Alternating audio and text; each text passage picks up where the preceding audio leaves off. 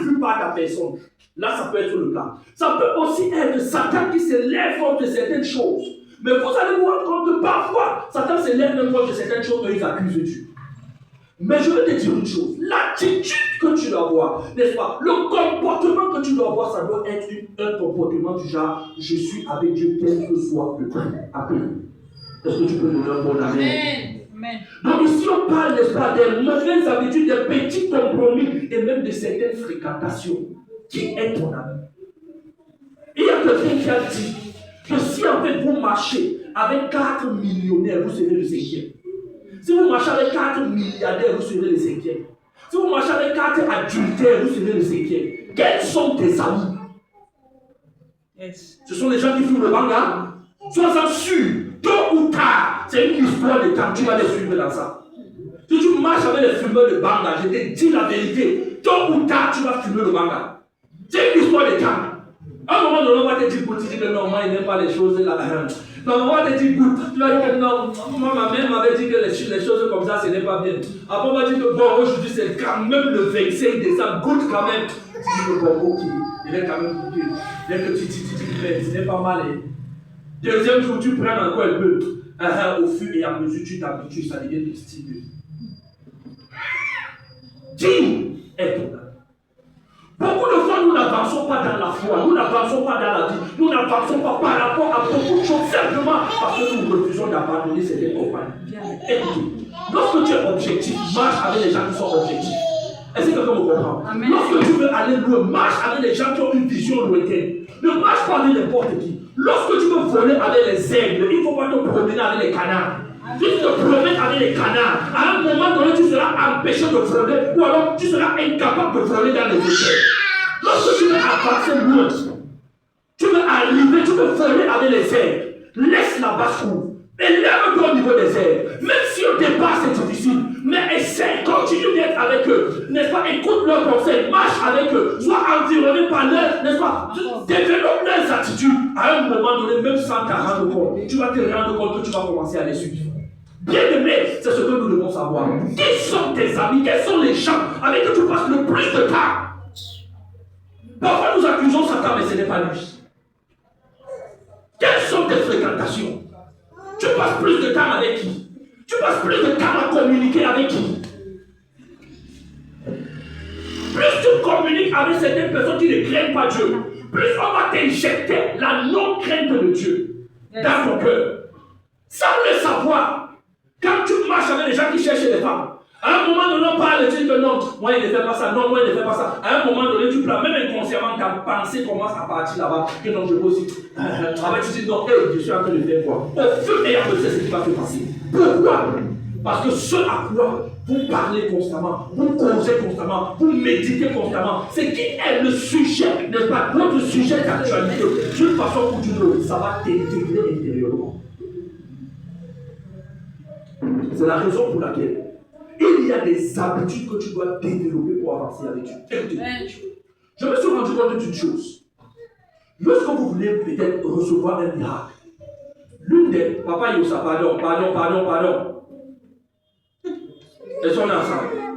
Soyons ensemble. Alléluia. Amen. Chasse le démon du sommeil. Gloire à Jésus-Christ. C'est très important. Alléluia. Lorsque, par exemple, tu veux recevoir un miracle, écoute des messages sur les miracles. Écoute des messages sur la foi. Écoute, remplis ton être, remplis-toi totalement de ce qui peut bâtir. Alléluia. Plus tu écoutes, plus tu te remplis, plus tu écoutes, plus tu te remplis. À un moment donné, quand tu vas penser ce que Dieu va faire, quand tu vas penser ce que rien n'est impossible à Dieu, quand tu vas penser ce que rien ne m'est impossible, quand tu vas penser ce que non, je suis la justice de Dieu, quand tu vas penser ce que non, je suis élevé avec Dieu, quand tu vas penser ce que où je suis ici, non, les choses doivent changer. Lorsque tu vas penser, c'est qu'il n'y a rien qui soit impossible à celui qui croit. Amen.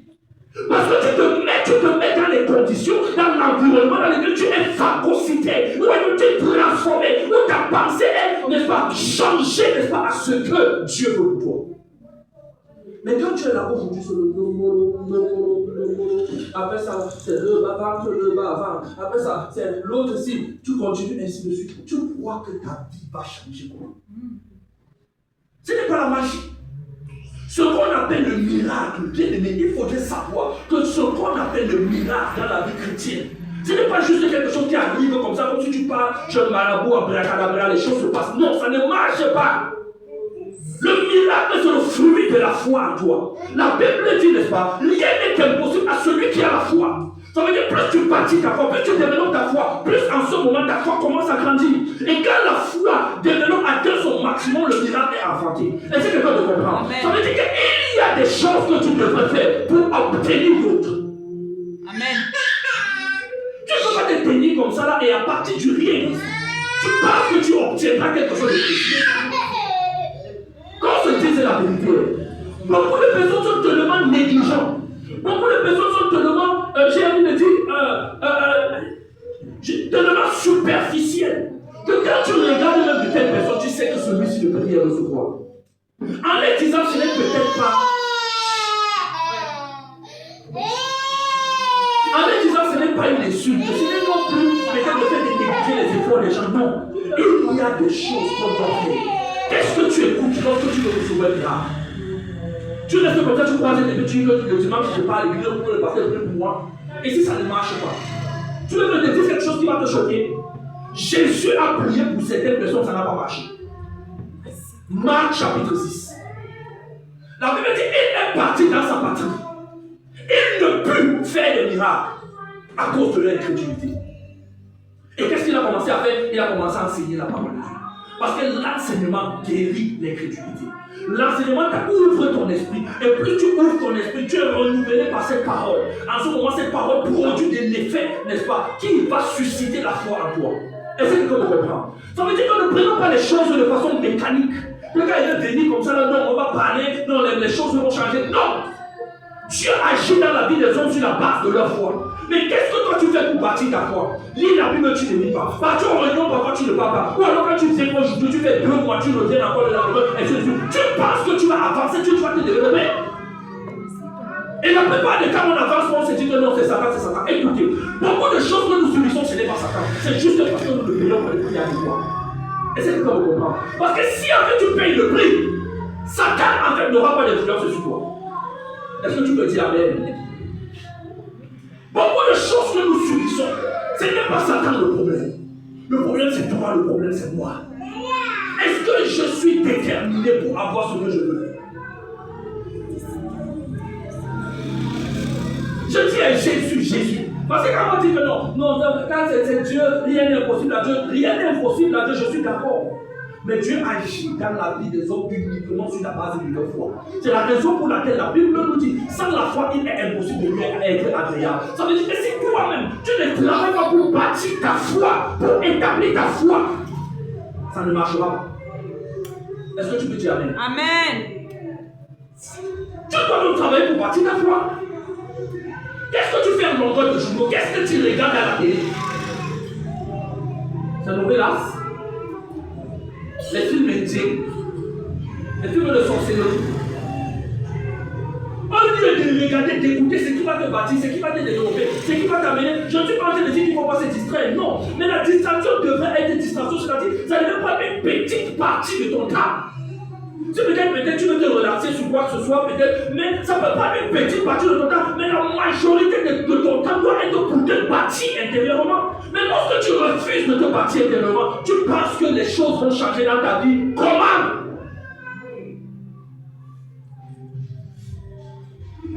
Gloire à Jésus-Christ. Pour obtenir des choses précieuses, il faut payer un prix précieux. Imaginez un élève qui veut réussir, mais qui n'apprend jamais. Ça ne demande que de la sorcellerie. Parce que c'est ce que tu sèmes que tu moissonnes. Est-ce que tu comprends? C'est ce que tu sèmes que tu moissonnes. Tu ne peux pas moissonner ce que tu n'as pas sémé. Ça, c'est une loi qui est incontournable. Tu ne peux pas moissonner le maïs alors que tu as sémé le blé. Tu ne peux pas moissonner, je veux dire, tu ne peux pas moissonner la mangue alors que tu as sémé le noyau d'avocat. Non, c'est ce que tu sèmes que tu moissonnes. Et c'est à cause de cela que, ici, on dit, Dieu dit, je vais revenir avec les années que les Génèques à voler. Ça veut dire qu'ici, ton comportement t'a empêché d'obtenir certaines choses. Ton attitude t'a empêché d'avoir certaines choses. Ici, ce n'est pas Satan. Ici, c'est toi. Ça veut dire qu'en fait, à partir du moment où tu veux que la restauration soit manifeste, tu commences à changer ton attitude. Oh, je vois quelqu'un qui va changer son attitude. Alléluia. Oh, je vois quelqu'un qui va commencer à devenir une autre personne. Oh, je vois quelqu'un qui va commencer à changer ses comportements afin de devenir une autre personne, afin de commencer à obtenir le fruit. Oh, si c'est toi, Dieu, bon amen. Oh, si c'est toi, bon amen. Oh, si tu le fais, après ça se passe dans ta vie.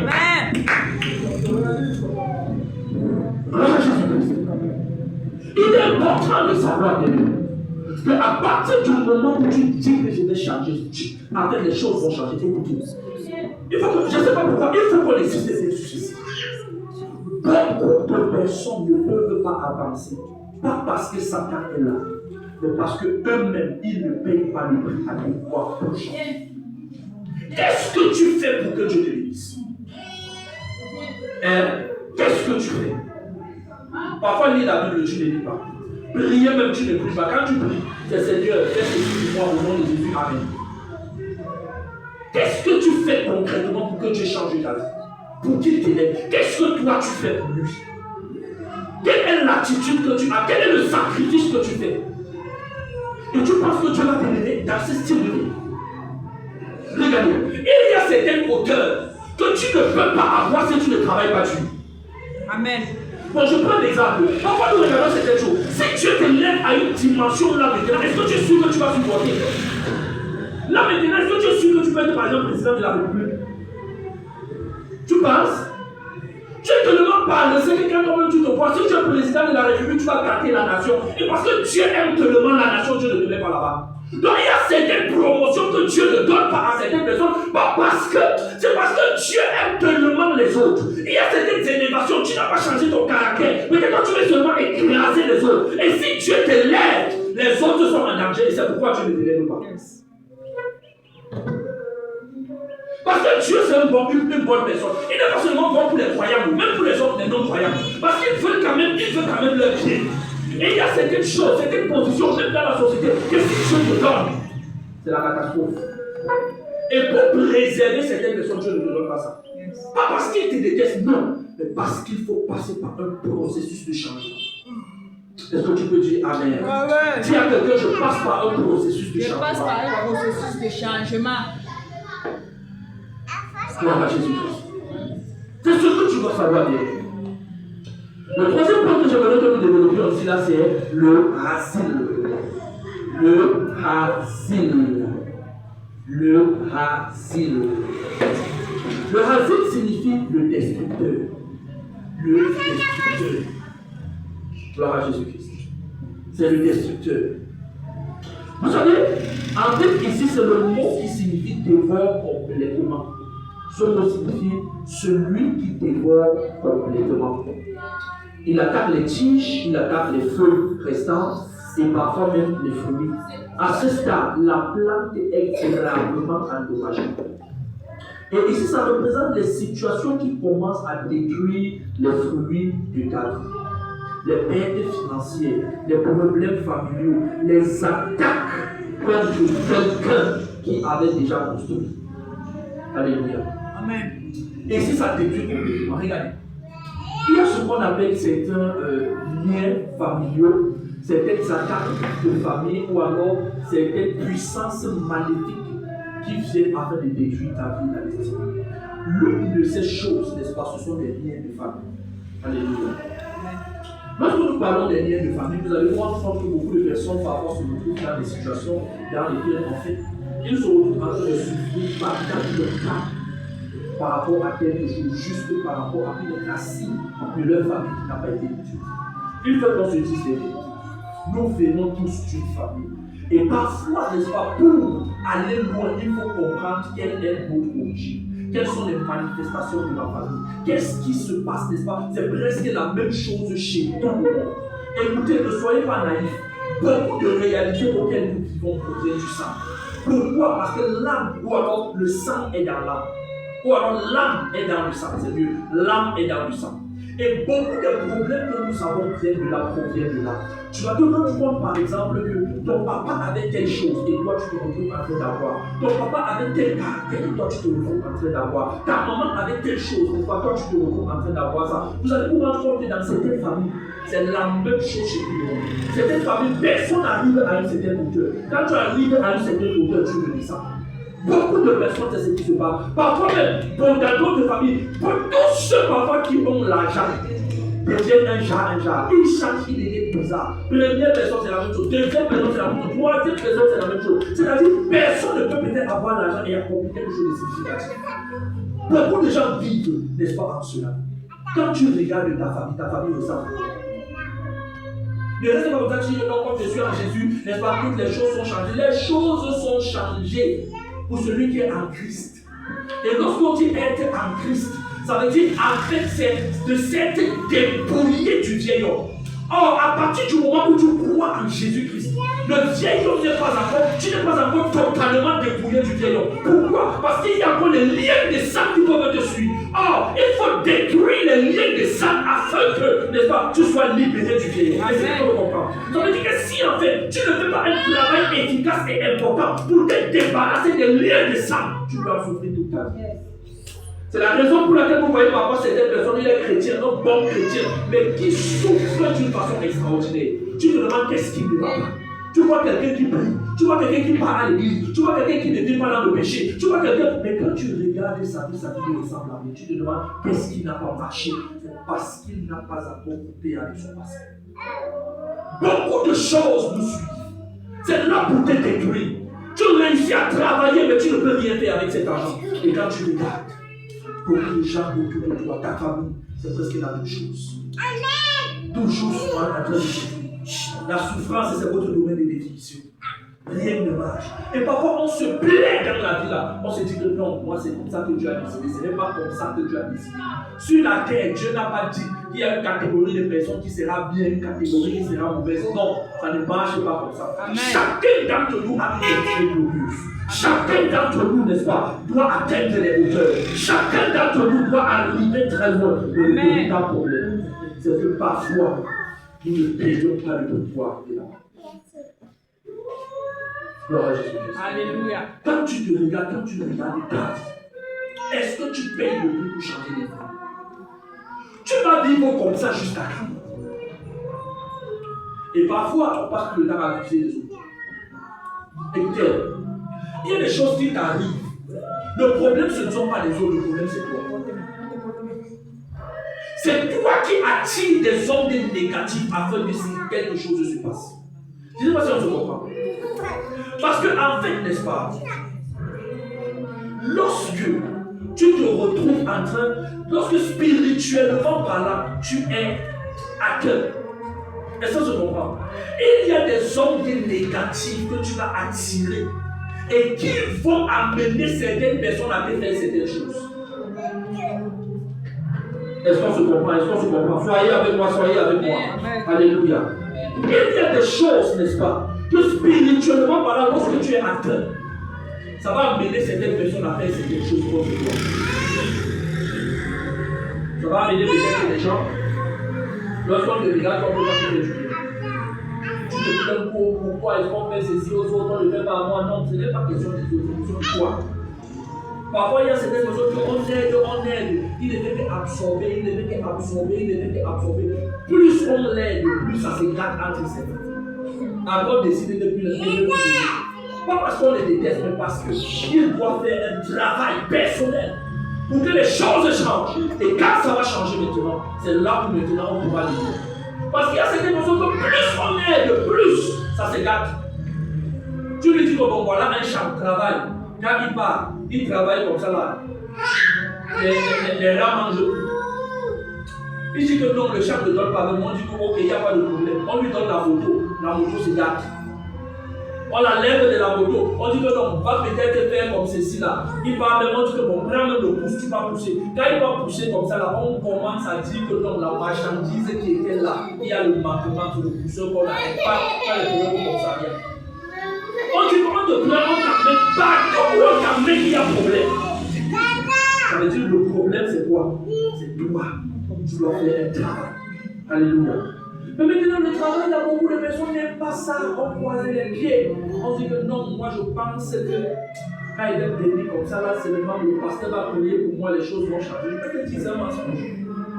Il y a des choses pour lesquelles on va prier pour toi, ça va marcher. Il y a des choses pour lesquelles tu vas travailler les filles. Elles sont sur le temps. Il y a des choses sur lesquelles le pasteur peut prier pour toi, un homme de Dieu peut prier pour toi. Mais il y a des choses sur lesquelles toi-même tu dois prier, et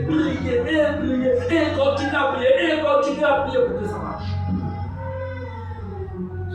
C'est la raison pour laquelle tu dois apprendre comment prier.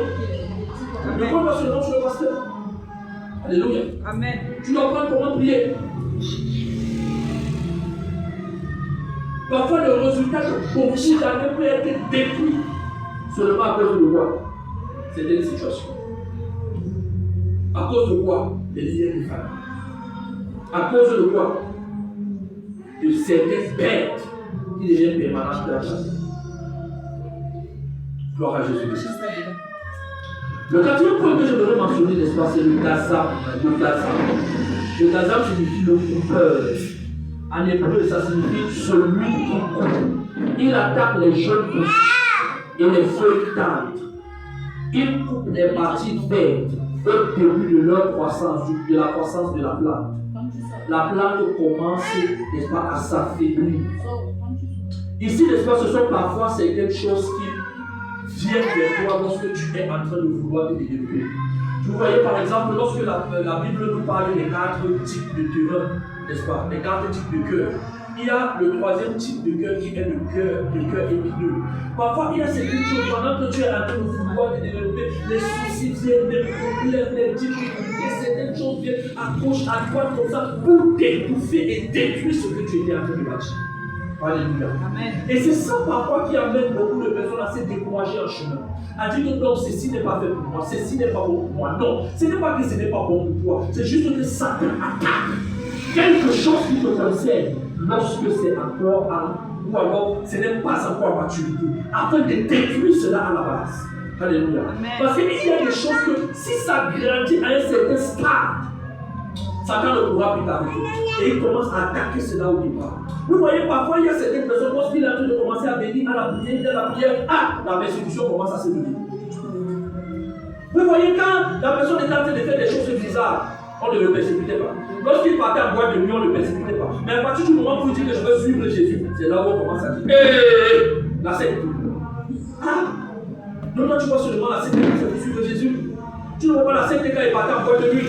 Tu ne vois pas la secte quand il est en train de suivre les garçons. Tu ne vois pas la secte quand la personne est en train de se constituer. Mais tu vois seulement la secte lorsqu'on parle de Jésus, il peut changer ta vie. Il y a une personne qui était déjà venue ici, je crois 2 ou 3 fois. C'était une dame. Vous vous rendez compte que elle est devenue une jeune dame qui a un enfant. Elle a mis au monde un enfant qui est sourd, muet, aveugle. La femme avait peut-être 7 ans, 8 ans. Pendant tout le temps, la sourde est aveugle. S'il mange, il fait comment? S'il a faim, il fait comment? S'il veut faire caca, il fait comment? Je me pose toutes les questions sur ça. Il n'y a aucun indicateur qui peut donner.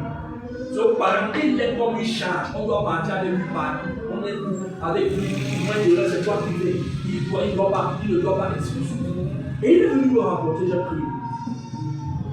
Et quelques temps plus tard, la mère s'est rendue compte que l'enfant a commencé à entendre. L'enfant a commencé à entendre. C'était quelque chose de merveilleux. Et cette maman, la mère de cet enfant qui était encore jeune, je pense, elle pouvait avoir peut-être de 25 ans, 26 ans. Au lieu que sa famille dise waouh, ça c'est quelque chose de grand, de puissant. Il faut continuer à aller là-bas pour que l'enfant soit totalement libéré, totalement délivré. Mais malheureusement, la famille s'est levée et a commencé à se poser. Tu parles à quel genre d'église? On connaît 3 églises. On connaît catholiques, on connaît protestants, on connaît musulmans. Toi tu parles comme ça, tu parles ceci, on commence à raconter, ainsi de suite. Bam! Ça devient un problème. Elle a d'abord essayé de commencer à tricher. Elle fait comme ça, après disparaît, elle arrive de la caméra. Mais après, la famille s'est levée, parler, ceci, cela, ainsi de suite, parce qu'elle est là-bas. Mais vous-même, si ce n'est pas la sorcellerie, ça c'est quoi? En fait, parfois on se pose même souvent la question, est-ce que ce ne sont pas les grands-parents de cet enfant-là qui l'ont rendu comme ça? Parce que comment se fait-il qu'un enfant qui n'entendait pas, depuis près de 8 ans, on prie et il entend? Au lieu d'être content, tu commences à dire que c'est que j'arrive. Depuis que toi maintenant tu es parti dans les autres églises que tu considères, il y a eu quel résultat? Alléluia. Vous voyez, la Bible nous dit que le royaume de Dieu est comme une petite sémence. Elle est déposée en terre et ensuite elle grandit et elle germe. Ce n'est pas tout ce que nous voyons petit qui va demeurer petit. Est-ce que vous comprenez? Ce n'est pas tout ce que nous voyons insignifiant qui va demeurer insignifiant. Parfois, ce que nous considérons tellement, Dieu a rejeté cela. Vous voyez, lorsque nous voyons, n'est-ce pas, les enfants de David, vous voyez, je vais dire d'Isaïe, lorsqu'on a vu Eliab, Samuel a dit que celui-ci, je vois comment il est costaud, comme il est. On dit peut-être c'est lui. Je lui ai dit non, ce n'est pas lui. Je l'ai rejeté. Lorsqu'on a vu, n'est-ce pas, le deuxième, Samuel a dit non, peut-être c'est celui-ci. Dieu lui dit ce n'est pas lui. N'est-ce pas? Celui-ci, Dieu l'a rejeté. Et il est passé sur tous les fils. Dieu lui dit zéro. Tous là ont été rejetés. Samuel est étonné. On dit, c'est tous tes fils ici. Il dit oui, c'est tous mes fils. Bon, il y a seulement un petit bâtard là. C'est lui qui est quelque part. Il dit que non, amène-moi chez lui. On parle, il est au chat avec les meubles. Là, il est avec les boutons de l'homme. Voilà. Quand il arrive là-bas, c'est là où Dieu lui dit, c'est celui-ci, l'homme selon mon cœur. Ça veut dire que ce que beaucoup de personnes appellent églises, beaucoup ne sont pas des églises selon Dieu. Je vous dis la vérité. Lorsque je le dis, je ne le dis pas peut-être pour soit crédibiliser, pour alors décrédibiliser certains, mais je vous dis la vérité. Beaucoup sont des synagogues de Satan. L'apôtre Jacques, alors Dieu pouvait dire dans le livre de l'Apocalypse, je connais où tu demeures. Là, c'est la synagogue de Satan. Et il y a beaucoup d'endroits que nous considérons, que nous pouvons dire ici ça, mais lorsque Dieu regarde, ça n'a pas de valeur devant Dieu. Et c'est là où les sorciers se cachent. Vous allez voir quelqu'un, il est la diacre, c'est un sorcier. Ancienne église, c'est un sorcier. Vous voyez comme ça, ils sont là, quand vous les... je me souviens à nous, il y a quelqu'un comme ça, il était à Bedon, c'était un chef du quartier. Il était parvenu, il avait les yeux, un jalon. Quand tu le vois même seulement comme ça, sorcier jusqu'à. Et il était à l'église, il chantait. Comment ne pas te louer? On le voit comme ça là. Quand je suis parti, un jour on m'a invité là-bas, je suis parti, j'ai regardé, j'ai seulement secoué la tête. Avec les responsabilités dans l'église. Il y a quelqu'un qui s'est devenu une fois. Dès qu'on dit oh mon père, oh mon père, oh mon père, oh mon père. Il était le Jacques, non, d'une certaine façon là. Et quelques temps plus tard, il a été frappé. Il est tombé malade, grandement malade. Tombé malade. Il dit, je suis malade, c'est cela. À un moment donné, j'envoie le message, j'appelle, mais il ne décroche pas, j'appelle, et ceci. C'est très grave. Je commence à me parler. Je me parle de lui. Et il a été envoyé en mission contre moi.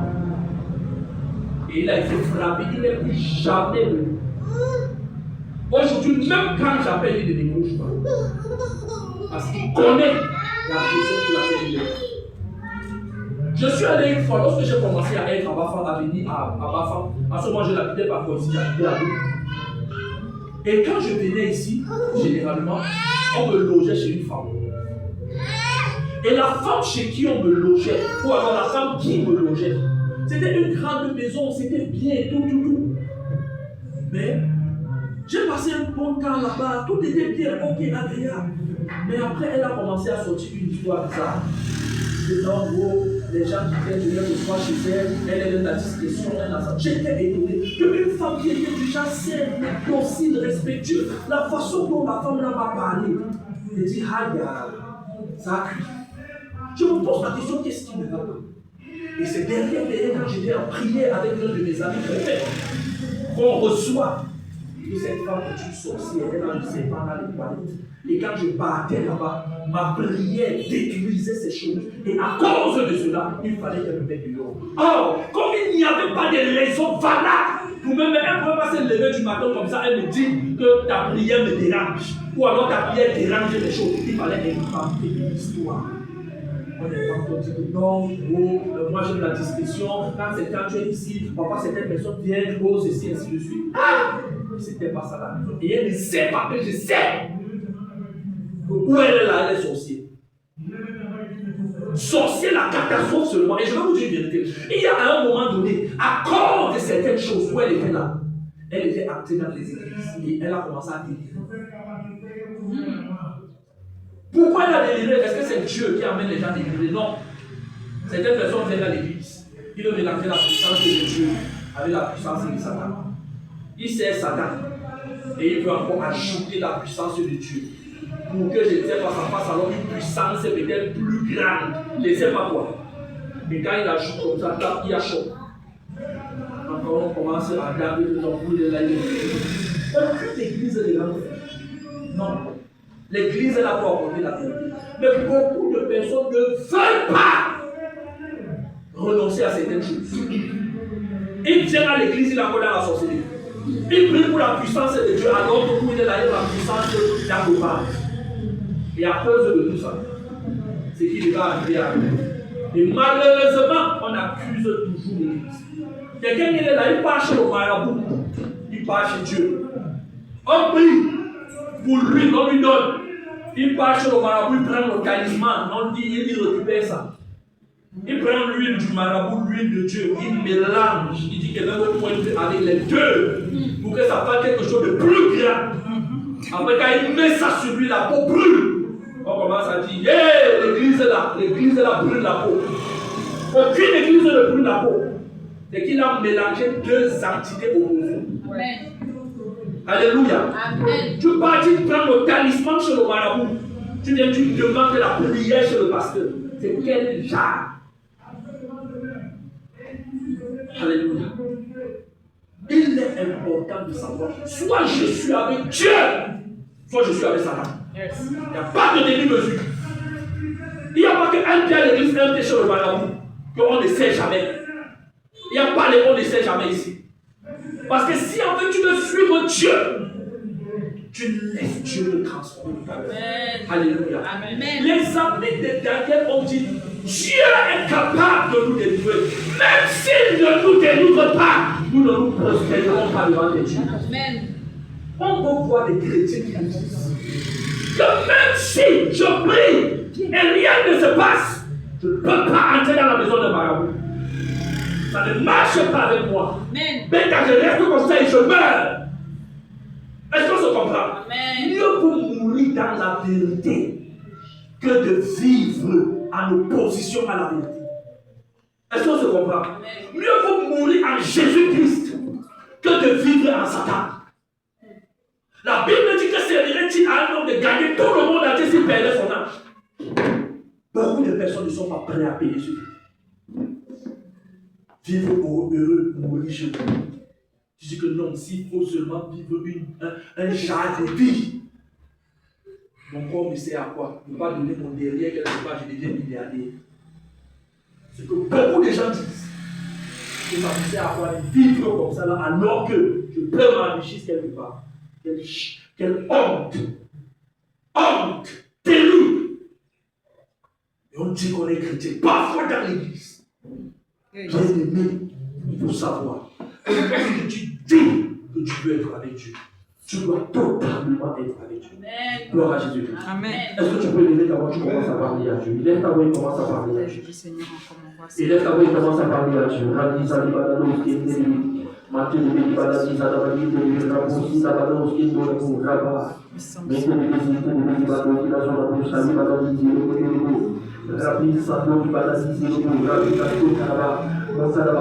la restauration, proclame la restauration, proclame la restauration sur tout ce que tu as perdu, tout ce que Satan t'a volé. Je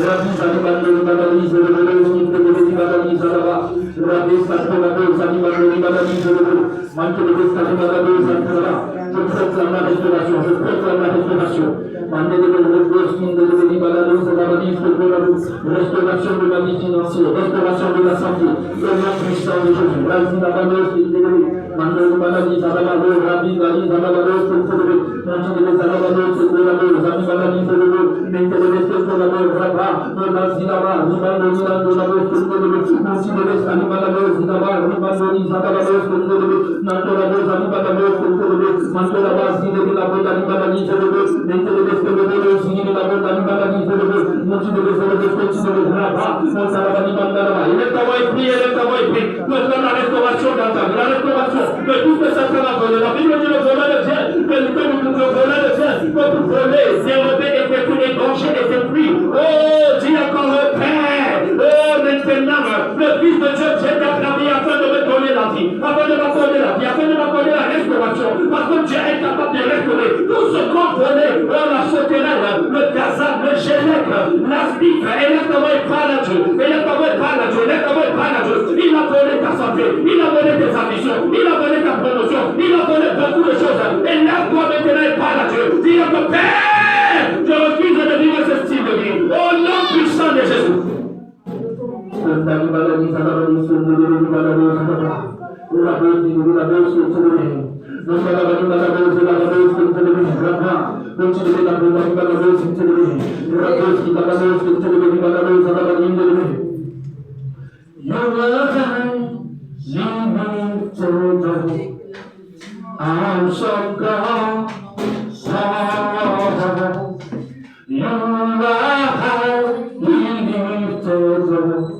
Almighty God, oh, you are highly, you are highly lifted up, awesome God, you are highly lifted up, Almighty God, oh, you are highly, you are highly lifted up, awesome God.